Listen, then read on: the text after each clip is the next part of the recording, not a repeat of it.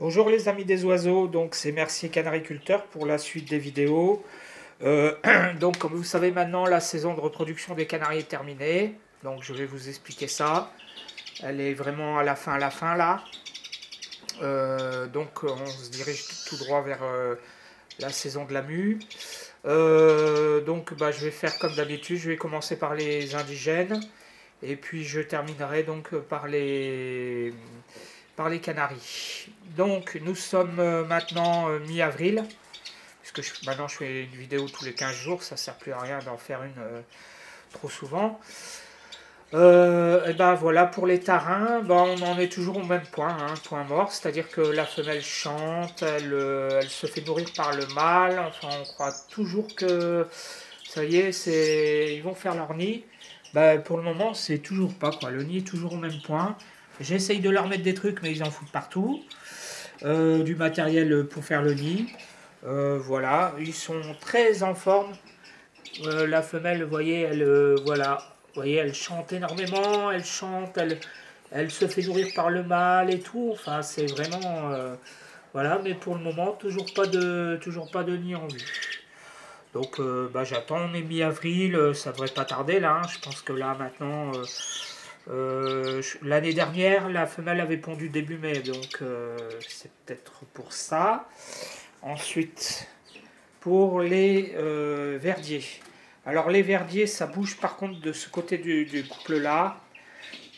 En fait, le mâle là, ça y est, il parade énormément, il parade presque toute la journée. Et il fait le nid aussi.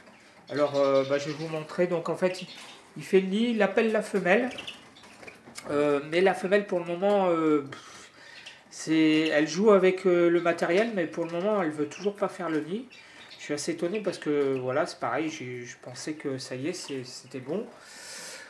Donc voilà, ça suit son cours. Alors je vais vous montrer le nid, donc c'est un nid fermé comme ça.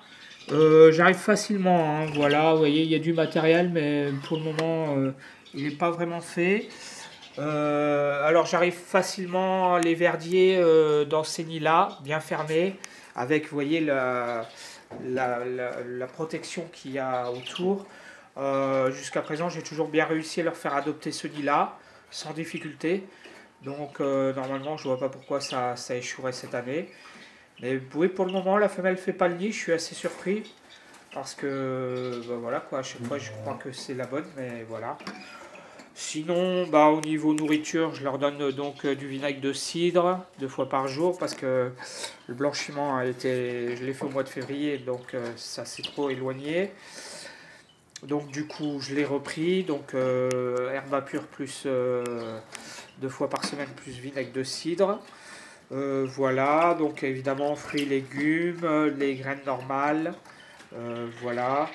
Donc ça devrait pas tarder, mais voilà, pour le moment, toujours rien.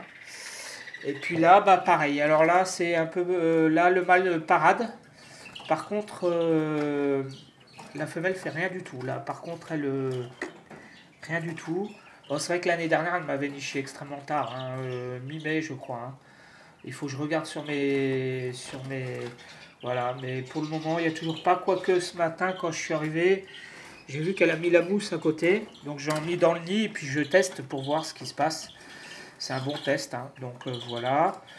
Donc pareil au niveau de la nourriture, vinaigre de cidre, donc des graines de l'eau, des fruits et des légumes. Là il y avait le brocoli. Je leur donne aussi des perles morbides, voilà. Donc voilà, voilà, et puis évidemment la pâtée, Horniburn. Donc ça suit son cours, mais bon, pour le moment, rien. Voilà, alors qu'on est mi-avril, on est quand même assez tard. Mais je pense que ça devrait pas tarder. Là, c'est vrai que l'année dernière, ils avaient niché tous assez tard, les indigènes. Donc voilà, en fait, les indigènes, c'est ça, il faut pas être pressé. Hein. Ça peut être très très long. Donc voilà, mais là, je suis vraiment un peu surpris parce que là, vraiment, le mâle, il y donne du sien. Hein. Vraiment, il faut voir. Bon, là, évidemment, quand je les filme, ils paniquent. Donc vous ne les verrez pas faire parce que voilà, ils paniquent pour pas grand chose. Mais voilà. Alors ensuite, pour mes canaris. Alors, bah, les canaris, donc ça y est, la saison de reproduction est maintenant totalement terminée. Donc là, ils sont dans la grande volière, grande line. Donc là, il y a donc tous mes mâles, les jeunes femelles, et puis les jeunes femelles parce qu'elles ne reproduisent pas. Et puis voilà, donc alors, bah, en fait maintenant c'est la saison donc est complètement terminée. J'ai mis le dernier couple, j'ai les deux derniers jeunes qui vont être sevrés. Il y a celui-là, le petit qui est là, voilà, qui devrait être jaune et blanc, et le deuxième qui est, où est-ce qu'il est, le deuxième il est, alors, ah bah, je l'avais pas vu, il est là, voilà. Donc là bah ils vont être sevrés normalement dans une semaine à peu près, voilà. Donc les parents, je les ai remis dans la grande volière. Les mâles, ils chantent de moins en moins. Ça y est, ça commence à de moins en moins chanter. Là, vous voyez, j'ai mon vieux mâle verdier. Voilà, bon, ça se passe bien. Les oiseaux sont en bonne santé. Donc là, par contre, j'ai mis un nid parce qu'en fait, ma femelle, donc qui est ici, voilà, celle qui a les petits. Donc elle a 2 ans, c'était donc sa dernière année. Et bah, en fait, je suis assez surpris parce qu'en fait, elle m'a fait une 4e couvée. Donc en fait, elle a pondu dans le nid là. Voilà, mais en fait, les œufs sont pas fécondés. Donc de toute façon, voilà. Puis ils étaient cassés parce que, bah, évidemment, le nid c'est n'importe quoi. Voilà. Mais c'était surtout pour tester. J'avais un doute sur 3 ou 4 couvées qu'ils étaient possibles de faire.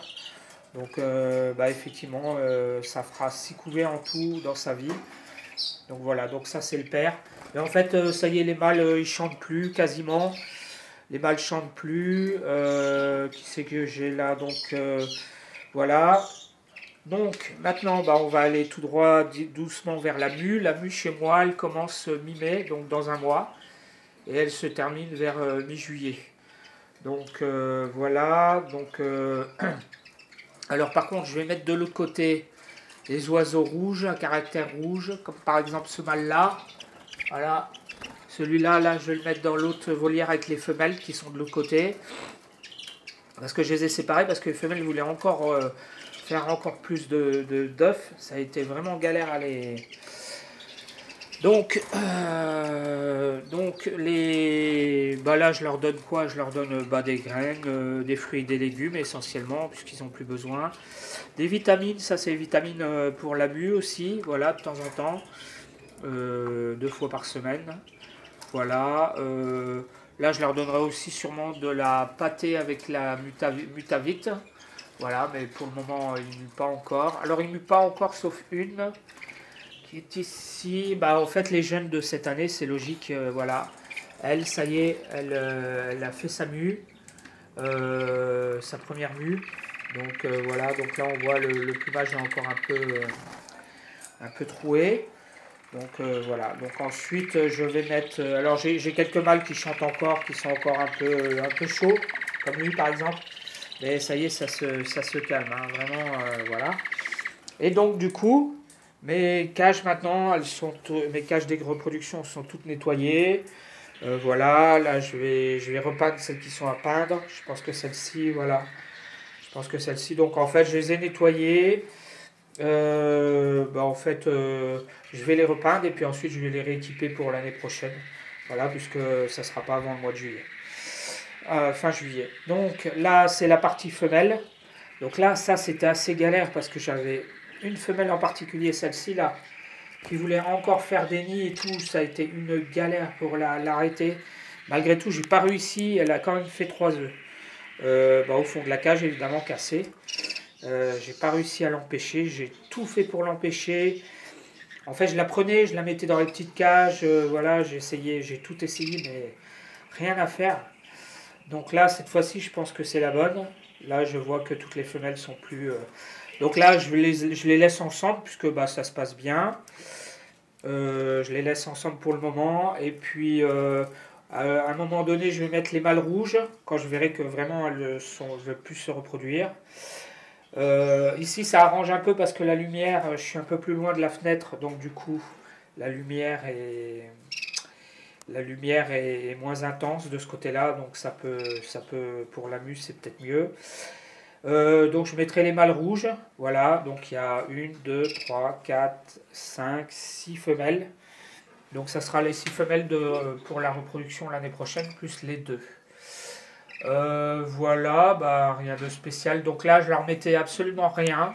Je les ai mis ensemble et j'ai mis que des graines et de l'eau et c'est tout. Pas de vitamines parce que bah, ils sont pas en mue. Et puis surtout pour pas les encourager à la reproduction. Donc à peu près, il n'y en a plus aucune qui veulent se reproduire, sauf celle-ci là où j'ai encore un doute. Mais je crois que cette fois-ci c'est la bonne. Parce qu'il n'y a encore pas si longtemps, elle essaie de faire le nid. Voilà. Donc, bah voilà, donc quoi dire, bah vous voyez, donc là c'est la partie des cages individuelles, puisqu'avec les canaris, bah, on est obligé. Et donc, si je fais un bilan général, donc là je peux faire maintenant un bilan à peu près complet, quoi. Donc j'ai bien eu 14 jeunes, comme l'année dernière. Et donc j'aurais eu sur 14 jeunes que 2 femelles. Donc, je dis bien je devrais, parce que vous voyez celle-ci, donc c'est une jeune femelle, je pense que c'est une femelle parce qu'elle est blanche. Et que ce couple-là, chaque fois, quand j'ai des jaunes et blancs comme ça, c'est des mâles, et quand j'ai des tout blancs, c'est des femelles. Donc la première femelle que j'ai, c'est celle-ci, qui a fait sa mue, donc.